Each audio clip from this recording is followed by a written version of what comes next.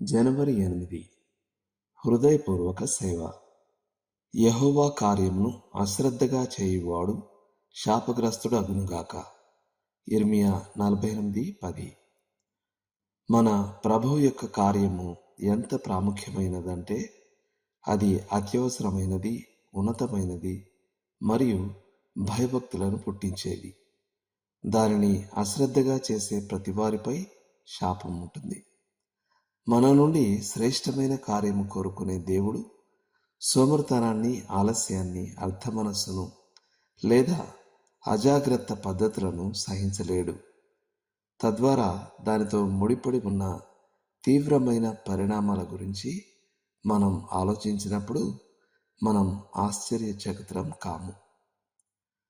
1968 చివరి భాగంలో చెకోస్లవేకియాలోని ప్రేగ్లో ఉన్న ఒక యవ్వన క్రైస్తవుడు చెక్ దేశస్థుడైన యాన్ పలాక్ అనే మరొక యవనస్తునికి సాక్ష్యమిచ్చాడు. యాన్కు నిజమైన ఆసక్తి ఉన్నట్టు అనిపించింది. అందువల్ల ఆ క్రైస్తవుడు అతనికి ఒక క్రొత్త నిబంధనను ఇస్తానని వాగ్దానం చేశాడు. అతను మంచి ఉద్దేశాలతో నిండి ఉన్నాడు, కానీ అతను క్రొత్త నిబంధనను అందించడంలో ఆలస్యం చేస్తూ వచ్చాడు.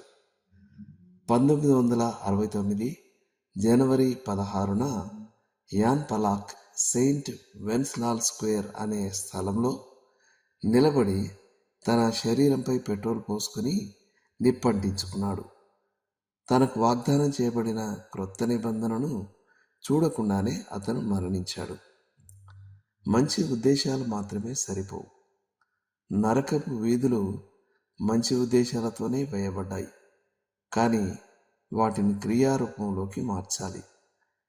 ఆ రీతిగా చేయడానికి ఇక్కడ కొన్ని మార్గాలు ఉన్నాయి. మొదటిగా, ప్రభు తన కొరకు ఏదైనా సేవ చేయమని మిమ్మల్ని నడిపించినప్పుడు ఎన్నడూ నిరాకరించవద్దు. ఆయన మన ప్రభు అని నమ్మినప్పుడు ప్రశ్న లేకుండా విధేయత చూపడం మన వంతు. రెండవది, దేవుడు అప్పగించిన పనిని వాయిదా వేయవద్దు. ఆలస్యాలు ప్రాణాంతకమైనవి. అవి ఇతరులకు అవసరమైన సహాయాన్ని, ఆశీర్వాదాన్ని దూరం చేస్తాయి మరియు మనలను అపరాధ భావంతో, పశ్చాత్తాపంతో నింపుతాయి. మూడవది, దానిని శ్రద్ధగా చేయండి.